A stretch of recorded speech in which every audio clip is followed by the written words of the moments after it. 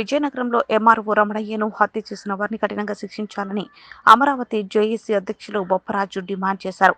Land mafia భూదందాలకు అడ్డుకునేందుకే కొంతమంది కక్షగట్టి రమణను నేను దారుణంగా హత్య చేశారని, ఇది ప్రజాస్వామ్యంలో మాయమని మచ్చ అని బొప్పరాజు ఆవేదన వ్యక్తం చేశారు. ప్రభుత్వం వెంటనే ఉన్నత స్థాయి విచారణ జరిపి దోషులను కఠినంగా శిక్షించాలని, భవిష్యత్తులో ఇటువంటి సంఘటనలు జరగకుండా చూడాలని బొప్పరాజు ప్రభుత్వాన్ని విజ్ఞప్తి చేశారు. విశాఖపట్నం రూరల్ తహసీల్దార్గా పనిచేసి ఎన్నికల విధుల నిర్వహణలో భాగంగా నిన్న విజయనగరంలో తహసీల్దార్లుగా జాయిన్ అయినటువంటి రమణయ్య గారిని అతి దారుణంగా కిరాతకంగా రాత్రి కొంతమంది నిందితులు మర్డర్ చేసి వెళ్ళటం అనేది ఆంధ్రప్రదేశ్ రెవెన్యూ అసోసియేషన్ పక్షాన తీవ్రంగా ఖండిస్తున్నాం.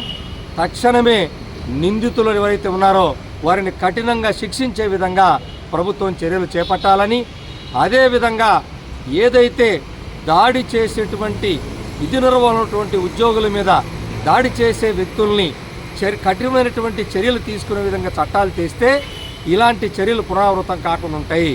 సహజంగా చిన్న చిన్న దాడులు జరిగినప్పుడు వాటిని మరి ఈజీగా తీసుకొని ఏదైతే మనం వదిలిపెడుతున్నామో దాంతో ఇలాంటి నిందితులు ఇంత దారుణానికి ఒడిగట్టినా కూడా మాకేం కాదులేనటువంటి ఒక నమ్మకంతో ఇలాంటి చర్యలకు దుశ్చర్యలకు పాల్పడుతూ ఉన్నారు. కాబట్టి ఇలాంటి నిందితులను నిర్లక్ష్యం చేయకుండా వారిని కఠినంగా శిక్షించాలని ఆంధ్రప్రదేశ్ రెవెన్యూ అసోసియేషన్ పక్షాన ప్రభుత్వాన్ని కోరుతున్నాం.